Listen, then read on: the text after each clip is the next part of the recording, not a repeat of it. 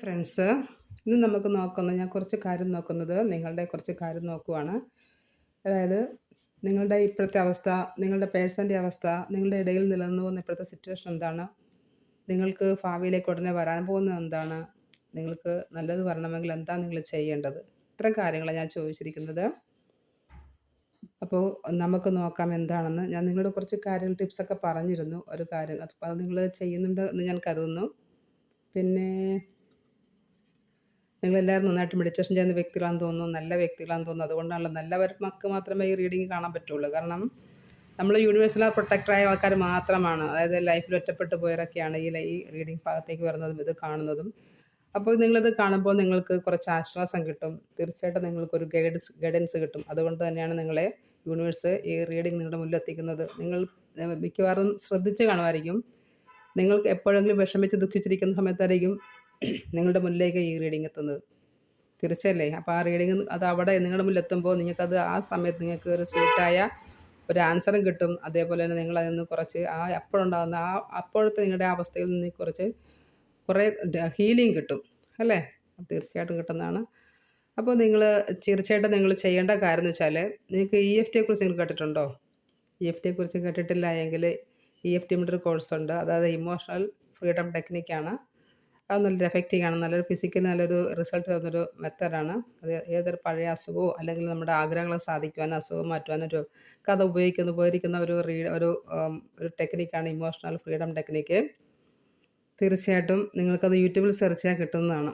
Okay, അപ്പോൾ നിങ്ങൾ ഒരു കാര്യത്തിലൂടെ ആഗ്രഹിച്ചത് ചെയ്താൽ അത് തീർച്ചയായിട്ടും ലഭിക്കുന്നതാണ്. ഇപ്പോൾ രോഗമാണെങ്കിൽ അത് അസുഖം മാറും. നിങ്ങൾ ജോലിക്കാണെങ്കിൽ ജോലി, എന്താണ് നിങ്ങൾ ആഗ്രഹിച്ചിട്ട് നിങ്ങൾ എന്താണോ ചെയ്യുന്നത് അതിലെ ആ വ്യക്തികൾ പറയുന്ന പോലെ നിങ്ങൾ ചെയ്യുക. അതേപോലെ തന്നെ നിങ്ങൾക്ക് അത് ഒരാവശ്യം കഴിഞ്ഞിട്ട് അടുത്തതിലേക്ക് അതിനുവേണ്ടി ഉപയോഗിക്കാവുന്നതാണ്. അത് നമ്മുടെ ബ്രെയിനിലേക്ക് നമ്മൾ കൊടുക്കുന്ന സിഗ്നലാണത്. നമ്മുടെ ബ്രെയിനിലേക്ക് നമ്മൾ എന്ത് സിഗ്നലാണോ നമ്മൾ കൊടുക്കുന്നത് അതാണ് നമ്മളിലേക്ക് വരുന്നത്. എനിക്ക് വയ്യ, എനിക്ക് രോഗമാണ്, എനിക്ക് കാല് വയ്യ എന്ന് നിങ്ങൾ ചിന്തിച്ചാൽ ഉടനെ നമ്മുടെ ബ്രെയിൻ ആ സിഗ്നൽ കേൾക്കുകയും അതേ ഒരു എഫക്റ്റ് നമുക്ക് കിട്ടുകയും ചെയ്യുന്നു. മറിച്ച് നമ്മൾ പൂർണ്ണ ആരോഗ്യവതിയാണ് അല്ലെങ്കിൽ ആരോഗ്യവാനാണ്, ഞാൻ വളരെ ഹെൽത്തിയാണ് എന്ന് നമ്മൾ ചിന്തിച്ചാൽ തീർച്ചയായിട്ടും ആ ഒരു ഇതിലേക്ക് നമ്മുടെ ബ്രെയിൻ കൊണ്ടെത്തിക്കുന്നതാണ്. അപ്പോൾ നിങ്ങൾ സദാസമയവും നിങ്ങൾ മനസ്സിൽ വെറുതെ ഇരിക്കുമ്പോൾ നിങ്ങൾ അനാവശ്യ ചിന്തകളൊക്കെ കളഞ്ഞിട്ട് ഞാൻ ഹെൽത്തിയാണ്, ഞാൻ സമാധാനമാണ്, ഞാൻ സന്തോഷമാണ് എന്നൊക്കെ പറഞ്ഞിരുന്നേ. വെറുതെ അങ്ങനെ പറഞ്ഞാൽ മതി. നിങ്ങൾ മനസ്സിൽ വെറുതെ അങ്ങനെ പറഞ്ഞിട്ട് തീർച്ചയായിട്ടും നിങ്ങളുടെ ബ്രെയിൻ അതിനുവേണ്ടി പ്രവർത്തിക്കുകയും നിങ്ങൾ അതുപോലെ ആക്കി തീർക്കുകയും ചെയ്യും.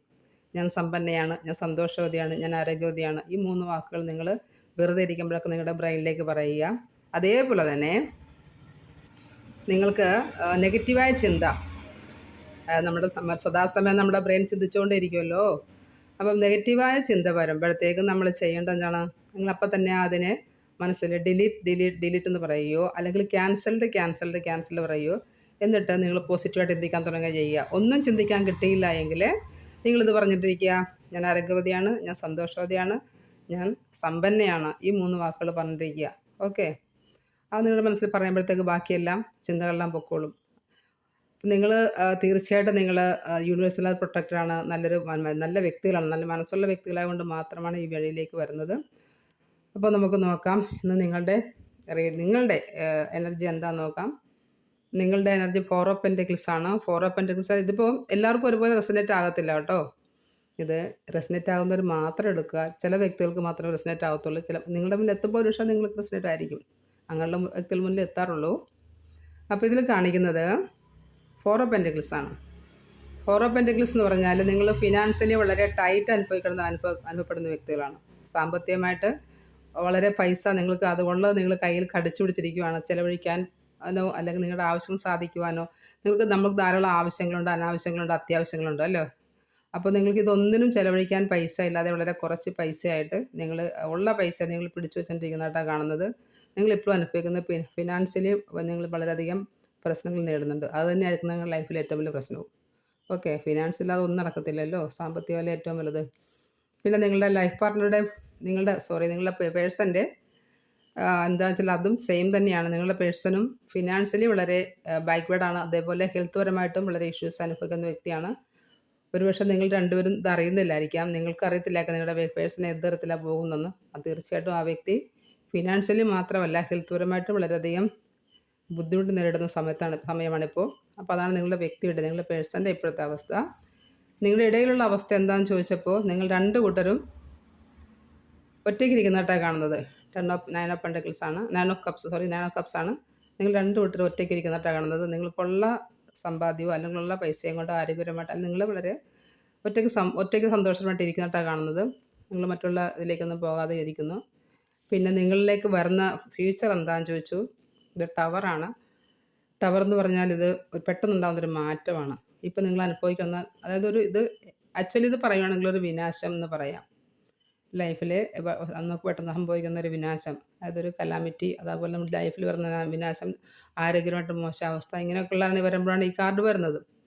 പക്ഷേ ഇവിടെ ഇപ്പോൾ നമുക്ക് ഫ്യൂച്ചറിലേക്ക് നോക്കിക്കൊണ്ട് തീർച്ചയായിട്ടും ഇവിടെ കാണാവുന്നത് നമുക്ക് എടുക്കാവുന്ന മീനിങ് എന്ന് പറഞ്ഞാൽ നിങ്ങൾക്ക് ഇപ്പോൾ നിങ്ങൾ അനുഭവപ്പെടുന്ന ഇപ്പോഴത്തെ സിറ്റുവേഷനിൽ നിന്നും തീർത്തും നിങ്ങൾക്ക് ഒരു മാറ്റം സംഭവിക്കുന്നതാണ്. അതായത് നിങ്ങൾ ഇപ്പോഴത്തെ ഇത്രയും കാലം നിങ്ങൾ അനുഭവിച്ചതിൽ നിന്നും പെട്ടെന്നൊരു മാറ്റം സംഭവിക്കാവുന്നതാണ്. ആ മാറ്റം എങ്ങനെയാണ് വരുന്നതെന്നും എന്ത് ചെയ്താൽ മാറുമെന്നും എങ്ങനെയാണെങ്കിലേക്ക് വരുന്ന നോക്കാം. ഇതാണ് 7 ഓഫ് പെൻറ്റക്കിൾസ് ആണ്. നിങ്ങൾ ഫിനാൻസിൽ നിങ്ങൾ എന്തൊക്കെയോ പ്ലാൻ ചെയ്യുന്നുണ്ട്, കുറച്ച് പൈസ വരാനായി കാത്തിരിക്കുന്നുണ്ട്.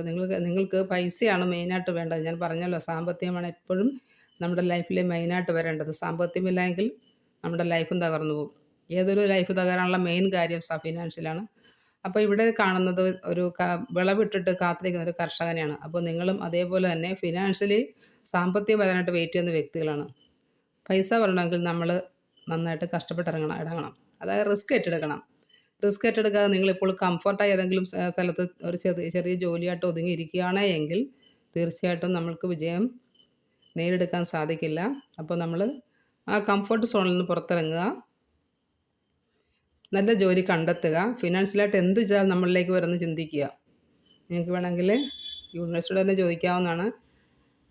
നിങ്ങൾ കിടക്കാൻ പോകുമ്പോഴായിട്ട് നിങ്ങൾക്ക് വേണമെങ്കിൽ ഒരു പേപ്പർ എഴുതി വെക്കാവുന്നതാണ്. യൂണിവേഴ്സ് ഞാൻ എന്താണ് ചെയ്യേണ്ടത്, അല്ലെങ്കിൽ ഡിവൈൻ നിങ്ങൾ പ്രാർത്ഥിക്കുന്നവരാരെയാണോ അവരെ വിളിച്ച് പ്രാർത്ഥിച്ച് പറയാം, ഞാൻ എന്താണ് ചെയ്യേണ്ടത്, എനിക്ക് ഫിനാൻഷ്യലി ഡെവലപ്പാകാൻ എനിക്ക് എന്താണ് ചെയ്യേണ്ടത്, എനിക്കൊരു വഴി കാണിച്ചിട്ടൊന്ന് പ്രാർത്ഥിച്ചാൽ കുറച്ച് ദിവസങ്ങൾ അത് കണ്ടിന്യൂസ് ആയിട്ട് ചെയ്താൽ നിങ്ങൾക്കതിൽ വിജയം കണ്ടെത്താവുന്നതാണ്. അതുപോലെ മനസ്സിലെപ്പോഴും പറഞ്ഞുകൊണ്ട് നടക്കുക, ഐ ആം ഇൻഫിനിറ്റീവ് എന്ന് പറയാം, ഐ ആം അബണ്ടൻസ് എന്ന് പറയാം, ഞാൻ ധനികയാണെന്ന് പറയാം. ഇങ്ങനെയൊക്കെ നല്ല പോസിറ്റീവായ വാക്ക് പറഞ്ഞു നടക്കുക. നമ്മുടെ ബ്രെയിനിലേക്ക് നമ്മൾ കൊടുക്കുന്ന സിഗ്നൽ അതാണ്.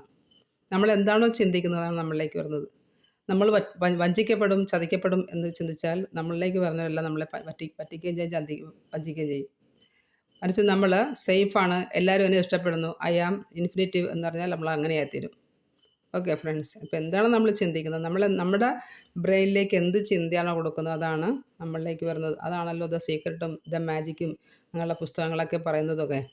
തീർച്ചയായിട്ടും ഈ ലോകത്ത് സമ്പന്നരായവരും നല്ല രീതിയിൽ ഉയർന്ന് ജീവിക്കുന്നവരും ഈ യൂണിവേഴ്സിൻ്റെ ലോ ഓഫ് അട്രാക്ഷൻ്റെ വഴിയിലൂടെ പോകുന്നവരാണ്.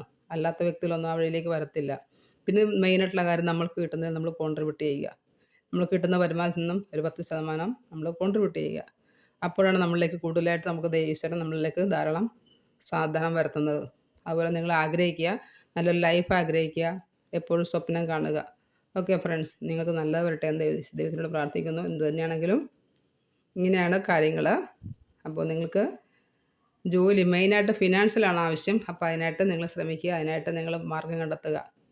നിങ്ങൾ ചുറ്റും നോക്കിയാൽ മതി, നിങ്ങൾക്ക് അതിനുള്ള വഴി ദൈവം കാണിച്ചു തരുന്നതാണ്. ഓക്കെ ഫ്രണ്ട്സ്, വളരെ നന്ദിയുണ്ട്. എൻ്റെ വീഡിയോ കാണുന്നതിലും കമൻറ്റ് ഇടുന്നതിലൊക്കെ നന്ദിയുണ്ട്. തീർച്ചയായിട്ടും എൻ്റെ വീഡിയോ ഒന്ന് സബ്സ്ക്രൈബ് ചെയ്യുക, ലൈക്ക് ചെയ്യുക, കമൻറ്റ് ചെയ്യുക. ഓക്കെ, കമൻറ്റ് ചെയ്യുമ്പോഴാണ് അത് ക്ലെയിം ചെയ്യുന്നത്. Thank you for watching my video.